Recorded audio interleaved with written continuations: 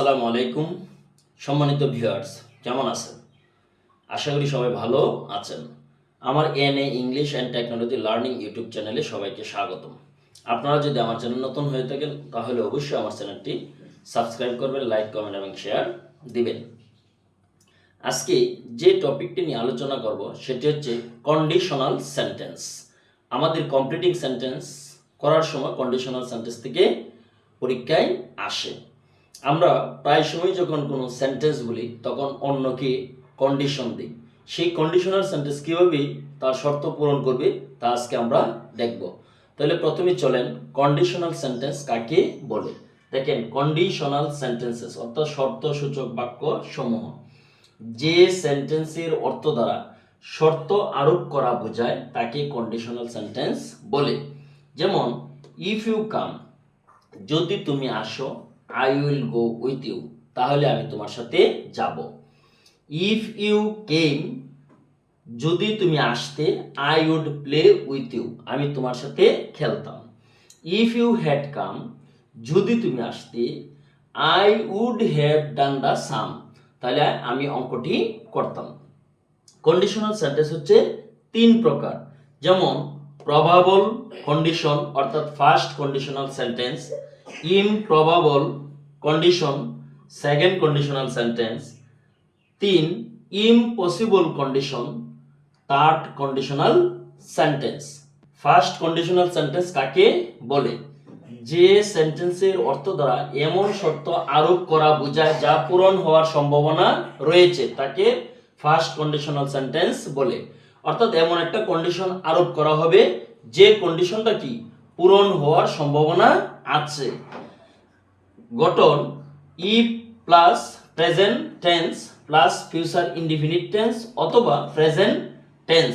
অর্থাৎ গঠন করবেন, যদি ইফ যুক্ত ক্লজটি প্রেজেন্ট টেন্স হয় তাহলে পরবর্তী সেন্টেন্সটি হবে ফিউচার টেন্স অথবা প্রেজেন্ট টেন্সেও রূপান্তর করা যেতে পারে। যেমন, ইফ ইউ ওয়ান্ট শাইন, যদি তুমি সফলতা চাও, ওয়ার্ক হার্ড, কঠোর পরিশ্রম করো। তাহলে ইফ ইউ ওয়ান্ট শাইন, এখানে দেখেন এটা হচ্ছে শর্তসূচক বাক্য। ওয়ার্ক হার্ড, কঠোর পরিশ্রম করো, এই বাক্যটা হচ্ছে প্রেজেন্ট টেন্সে। ইফ ইউ গো দেয়ার, তুমি যদি সেখানে যাও, আই উইল হেল্প ইউ, তাহলে আমি তোমাকে সাহায্য করব। ইফ ইউ কাম, যদি তুমি আসো, I will go with you, তাহলে আমি তোমার সাথে যাব। যেমন, if you read the book, if you read the book, যদি তুমি বইটি পড়ো, ইউ উইল লার্ন মোর, তাহলে তুমি অধিক জানতে পারবে। If you make a garden, if you make a garden, যদি তুমি একটি বাগান তৈরি করো তাহলে তুমি কি করতে পারবে? তুমি শাকসবজি পাবে বা ফুল পাবে। যদি তুমি একটি বাগান তৈরি করো তাহলে ইউ উইল গেট ফ্লাওয়ার্স, তুমি ফুল পাবে। If you If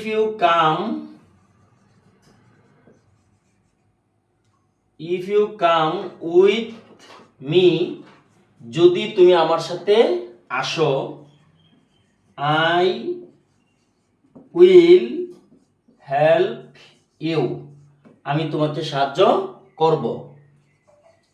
If he goes to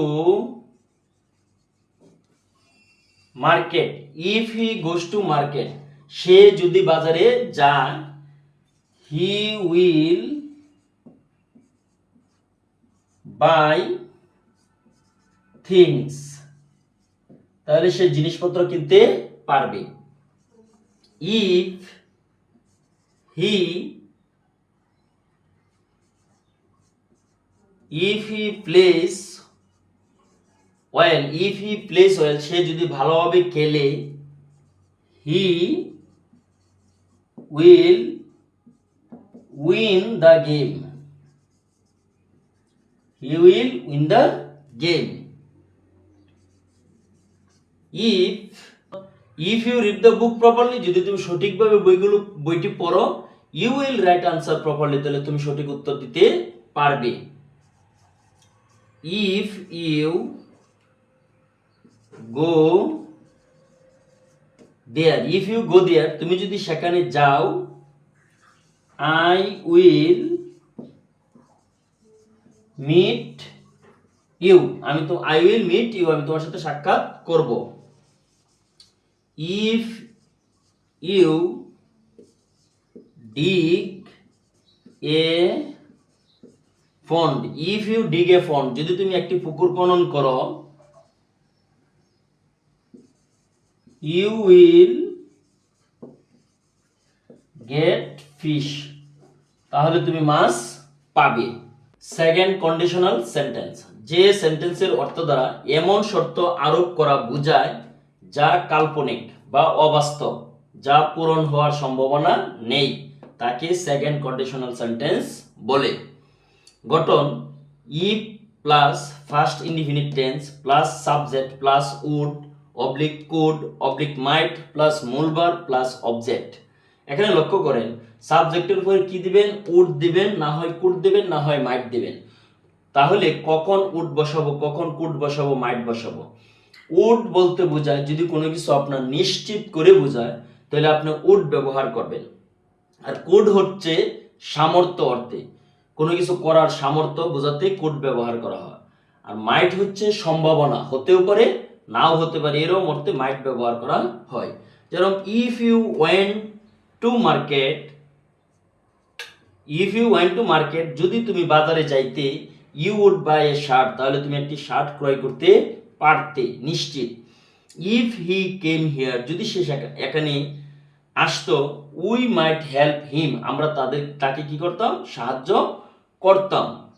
আসলে আমরা সাহায্য করতাম, নাও করতে পারতাম, এরকম অর্থও বোঝাতে পারে। ইফ ইউ ডাক দ্য পন্ড, যদি তুমি পুকুরটি খনন করতে, ইউ উড গেট ফিশ, তাহলে তুমি কি মাছ পাইতে। If you finished the work, যদি তুমি কাজটি শেষ করতে, তাহলে ইউ মাইট গেট মানি, তাহলে তুমি টাকা পাইতে। If you read more, you could get good marks, যদি তুমি বেশি করে পড়তে, তাহলে তুমি ভালো নাম্বার পাইতে। ইফ ইউ বট এ কার, যদি তুমি একটি গাড়ি ক্রয় করতে, ইউ উড ড্রাইভ ইট, তাহলে এটা তুমি কি করতে পারতে? চালাইতে পারতে। ইফ হি হেল্পড দেম, যদি সে তাদেরকে সাহায্য করত, দে মাইট বিল্ড এ স্কুল, তারা একটা বিদ্যালয় নির্মাণ করতে পারত। If you cut the tree, যদি তুমি গাছটি কাটতে, you would make new some chairs, তাহলে তুমি কিছু নতুন চেয়ার তৈরি করতে পারতে। 3 নম্বর লক্ষ্য করেন, থার্ড কন্ডিশনাল সেন্টেন্স, যে সেন্টেন্সের অর্থ দ্বারা এমন শর্ত আরোপ করা বোঝায় যা পূরণ হওয়ার সম্ভাবনা নেই, তাকে থার্ড কন্ডিশনাল সেন্টেন্স বলে। যেমন আপনি গঠন দেখবেন, if plus first perfect tense plus subject plus would oblique could oblique might plus have, অর্থাৎ would have, could have, might have plus ভার্বের পাস্ট পার্টিসিপল প্লাস অবজেক্ট। যেমন if we had practised speaking English, যদি আমরা ইংলিশে practice করতাম speaking বলার, we would have spoken better, তাহলে আমরা ভালো বলতে পারতাম। If he had walked fast, সে যদি দ্রুত গতিতে হাঁটতো, he might have get the train, তাহলে সে ট্রেনটি ধরতে পারত। If you had finished the work, এখানে লক্ষ্য করেন, if you had finished the work, এই বাক্যটা হচ্ছে ফার্স্ট পারফেক্ট টেন্স। কিভাবে বুঝবেন? সাবজেক্টের পরে হেড আছে, আমরা জানি ফার্স্ট পারফেক্ট টেন্সে সাবজেক্টের পরে হেড বসে এবং ভার্বের ফার্স্ট পার্টিসিপল ফর্ম বসে। যেরকম ইফ ইউ হ্যাড ফিনিশড, এখানে হেড এবং ভার্বের ফার্স্ট পার্টিসিপল ফর্ম। তাহলে if you had finished the work, যদি তুমি কাজটি শেষ করতে, you might have got money, তাহলে তুমি টাকা পাইতে। ইউ এর পরে কি? মাইট হ্যাভ, আমরা জানি মাইট হ্যাভ, উড হ্যাভ অথবা কুড হ্যাভ দিতে হবে, এরপরে ভার্বের ফার্স্ট পার্টিসিপল ফর্ম দিতে হবে। If we had gone to the field, আমরা যদি মাঠে যাইতাম তাহলে we would have played football, তাহলে আমরা ফুটবল খেলতে পারতাম। এখনো যারা আমার চ্যানেলটি সাবস্ক্রাইব করেননি, আশা করছি আপনারা চ্যানেলটি সাবস্ক্রাইব করবেন। If he had bought a car he could have driven the car, যদি সে একটি গাড়ি ক্রয় করত তাহলে সেই গাড়িটি চালাইতে পারত।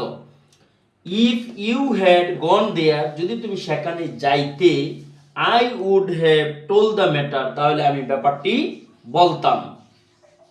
আশা করি আপনারা বুঝতে পেরেছেন কন্ডিশনাল সেন্টেন্স কিভাবে করতে হবে। সবাইকে ধন্যবাদ দিয়ে আমি এখানেই শেষ করছি। আল্লাহ হাফেজ।